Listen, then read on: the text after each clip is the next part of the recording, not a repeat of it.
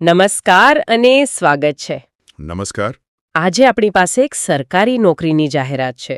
હવે સામાન્ય રીતે આવી જાહેરાતો થોડી સૂકી અને સીધી હોય છે. હા, બિલકુલ.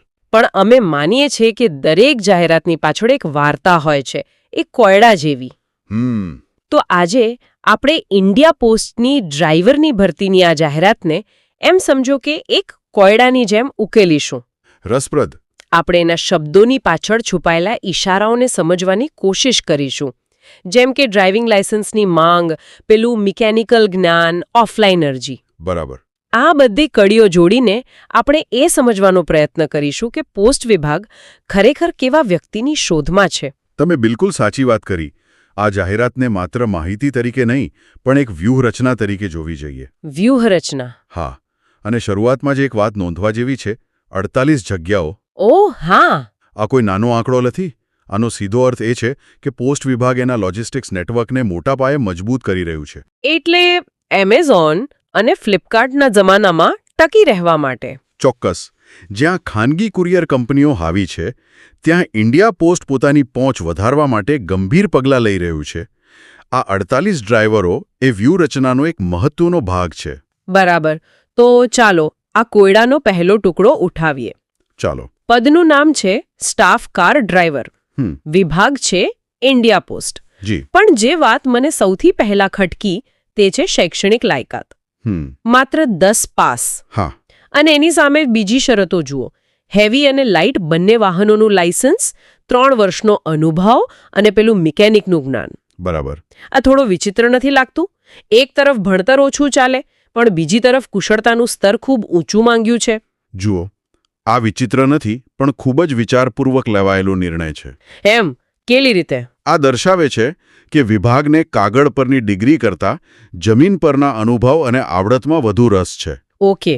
તેઓ એક એવા વ્યક્તિને શોધી રહ્યા છે જે કામ કરી શકે, ભલે તેની પાસે કોલેજની ડિગ્રી ન હોય. અહીં પહેલી શરત છે ડ્રાઇવિંગ લાયસન્સ. હા. અને એ પણ સ્પષ્ટ કહ્યું છે, હળવા અને ભારે બંને. આ એક બહુ મોટી વાત છે. હા, ચલો એને થોડું ખોલીને સમજીએ. સામાન્ય રીતે ડ્રાઈવર કાં તો કાર ચલાવતો હોય અથવા તો ટ્રક. બંને લાયસન્સ ફરજિયાત હોવાનો વ્યવહારુ અર્થ શું? એનો અર્થ છે વર્સેટાલિટી, એટલે કે બહુમુખી પ્રતિભા. ઓકે. વિભાગ એક જ વ્યક્તિ પાસે બહુ બધા કામ લેવા માંગે છે. બની શકે કે સવારે એ ડ્રાઈવરને કોઈ સિનિયર અધિકારીને મીટિંગ માટે સ્ટાફ કારમાં લઈ જવાના હોય. અને બપોરે એ જ ડ્રાઈવરને ટપાલ અને પાર્સલથી ભરેલી મોટી ટ્રક લઈને બીજા શહેરના પોસ્ટલ હબ સુધી જવાનું હોય. એટલે 2 અલગ અલગ ડ્રાઈવર રાખવાની જરૂર નહીં? બિલકુલ. એક જ વ્યક્તિ બંને ભૂમિકા ભજવી શકે છે. આ સીધા કાર્યક્ષમતા અને ખર્ચ બચાવવાની વાત છે. અને પેલો સ્ટાફ કાર ડ્રાઈવર શબ્દ પણ કદાચ એ જ સૂચવે છે. ચોક્કસ. એ સૂચવે છે કે આ કામ માત્ર માલસામાનની હેરફેર પૂરતું સીમિત નથી. એટલે કે આ ભૂમિકામાં માત્ર ડ્રાઇવિંગ સ્કિલ જ નહીં, પણ પ્રોફેશનલિઝમ અને વિવેક બુદ્ધિની પણ જરૂર પડશે. બરાબર. જો કોઈ અધિકારીને લઈ જવાના હોય તો સમયસર પહોંચવું, શહેરના રસ્તાઓનું જ્ઞાન, આ બધું પણ જરૂરી બને. બિલકુલ. આ કોઈ સામાન્ય ટ્રાન્સપોર્ટ કંપનીના ડ્રાઈવર જેવું કામ નથી. આ એક સરકારી પ્રતિનિધિ તરીકેનું કામ પણ છે. પણ હવે આપણે આ કોયડાના સૌથી રસપ્રદ ભાગ પર આવીએ. પેલું મોટર મિકેનિઝમનું જ્ઞાન. હા, જેણે તમારું પણ ધ્યાન ખેંચ્યું હતું. સાચું કહું તો જ્યારે મેં પહેલીવાર આ વાંચ્યું ત્યારે મને થયું કે આ શું મજાક છે. કેમ? મતલબ તમે ડ્રાઈવરને શોધી રહ્યા છો કે મિકેનિકને? એવું લાગ્યું જાણે 20 વર્ષ જૂની જાહેરાત વાંચતી હોઉં. હા, પણ એની પાછળ ઊંડો વિચાર છે. એ જ મારે જાણવું છે. ચાલો સ્પષ્ટ કરીએ. વિભાગ એવું નથી ઈચ્છતું કે ડ્રાઈવર રસ્તાની બાજુમાં એન્જિન ખોલીને બેસી જાય. તો પછી? આ મોટર મિકેનિઝમ જ્ઞાનનો અર્થ છે લેવલ 1 ટ્રબલ શૂટિંગ.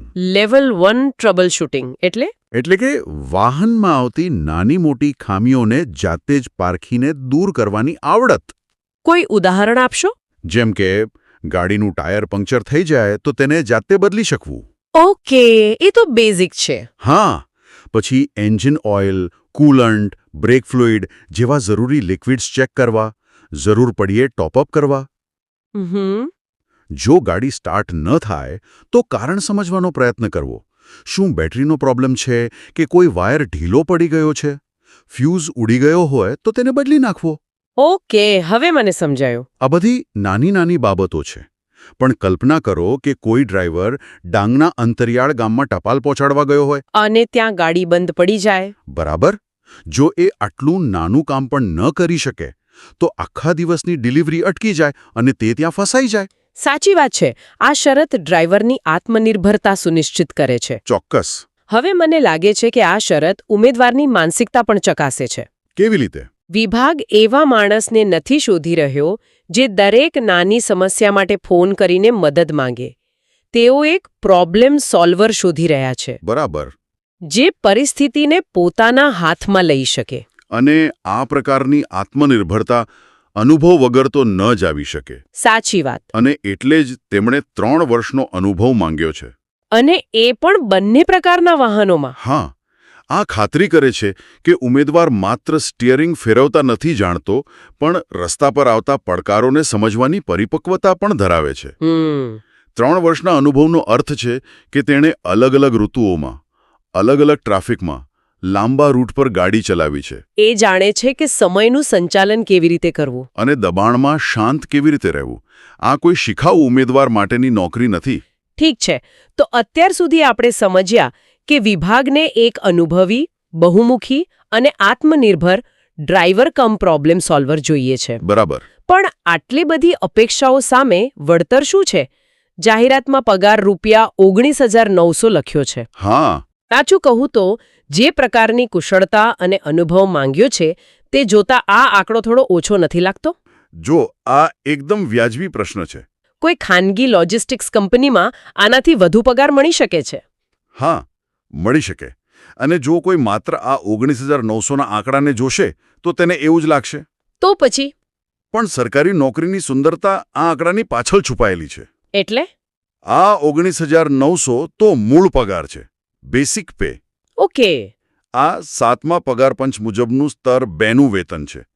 આની ઉપર મોંઘવારી ભથ્થું એટલે કે ડીએ, જે અત્યારે લગભગ 50% છે. ઓહો. મકાન ભાડું ભથ્થું એચઆરએ, ટ્રાન્સપોર્ટ એલાવન્સ ટીએ અને બીજા ભથ્થાઓ ઉમેરાય છે. એટલે હાથમાં આવતો પગાર ઘણો વધારે હોય? હા, લગભગ 30-35 હજારની આસપાસ હોઈ શકે છે. ઓકે. એટલે કે દેખીતો આંકડો ગેરમાર્ગે દોરી શકે છે. બિલકુલ. અને વાત માત્ર પગારની નથી. બીજું શું છે? નોકરીની સુરક્ષા. ખાનગી ક્ષેત્રમાં મંદી આવે તો નોકરી જઈ શકે છે. અહીં એવું નથી. એ સૌથી મોટો ફાયદો છે. આ ઉપરાંત નિયમિત પગાર વધારો, પેન્શન યોજના, મેડિકલ સુવિધાઓ, કામના નિશ્ચિત કલાકો, આ બધું મળીને જે ટોટલ વેલ્યુ પેકેજ બને છે તે ખાનગી નોકરી કરતાં ઘણું વધારે આકર્ષક છે. એટલે આ નોકરી લાંબા ગાળાની કારકિર્દી ઈચ્છતા લોકો માટે છે. ચોક્કસ. જેઓ સ્થિરતા ઈચ્છે છે તેમના માટે. આ દ્રષ્ટિકોણ ખરેખર મહત્વનો છે. હવે અરજી પ્રક્રિયા પર આવીએ.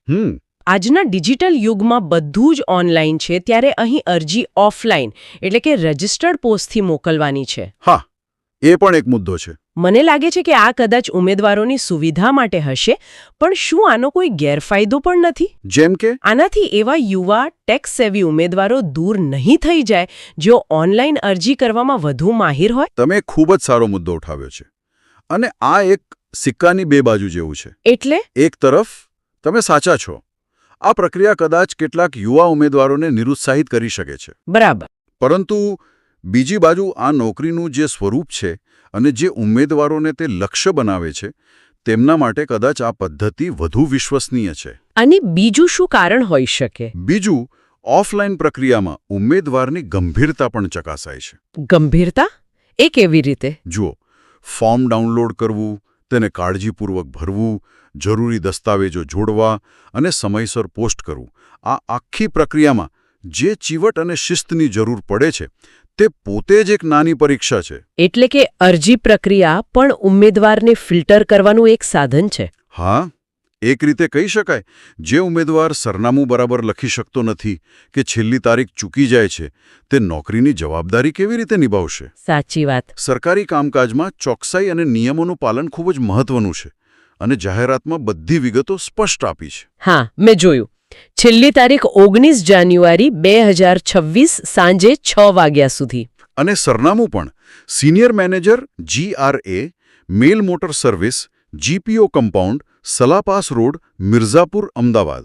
અહીં એક નાની ભૂલ પણ અરજી રદ કરાવી શકે છે. આપણે આ જાહેરાતના લગભગ દરેક પાસા પર ઊંડાણપૂર્વક ચર્ચા કરી. હા, તો ચાલો આ બધી કડીઓને જોડીને હવે એ ચિત્ર સ્પષ્ટ કરીએ. આ બધી માહિતીના આધારે ઇન્ડિયા પોસ્ટનો આદર્શ ઉમેદવાર કેવો દેખાશે? જો આપણે આદર્શ ઉમેદવારનું એક શબ્દચિત્ર દોરીએ તો તે 40-45 વર્ષની આસપાસનું એક પરિપક્વ વ્યક્તિ હશે, જેણે જીવનમાં ઉતાર ચઢાવ જોયા છે. તેની પાસે કદાચ કોલેજની મોટી ડિગ્રીઓ નહીં હોય, પણ તેના હાથમાં આવડત છે. એને ગાડી ચલાવતા જ નહીં, પણ ગાડીની ભાષા પણ સમજતા આવડતી હોય. બરાબર. તે જાણે છે કે ક્યારે ગાડીને પ્રેમથી ચલાવી અને ક્યારે મુશ્કેલ રસ્તા પરથી કાઢવી. શાંત સ્વભાવનો અને ભરોસાપાત્ર. હા, તે જવાબદારીનું મહત્વ સમજે છે, કારણ કે તેને ખબર છે કે તેના વાહનમાં રહેલી ટપાલ કોઈના માટે જરૂરી દસ્તાવેજ, કોઈના માટે નોકરીનો કોલ લેટર, તો કોઈના માટે રાખડી હોઈ શકે છે. ચોક્કસ. અને તે આત્મનિર્ભર છે. તે નાની નાની સમસ્યાઓ માટે કોઈના પર આધાર નથી રાખતો. બિલકુલ. એનામાં એક પ્રકારનો ગર્વ છે કે તે સરકારી તંત્રનો એક ભાગ છે, જે દેશના ખૂણે ખૂણે સેવા પહોંચાડે છે. તમે એકદમ સચોટ વર્ણન કર્યું. કદાચ તેમને એ પણ આવડતું હશે કે પાર્સલ ડિલિવર કરતી વખતે ગુસ્સે ભરાયેલા કૂતરાને કેવી રીતે શાંત કરવો. એ કદાચ જોબ ડિસ્ક્રિપ્શનનો એક અલિખિત નિયમ હશે. પણ વાતનો સાર એ જ છે. હા.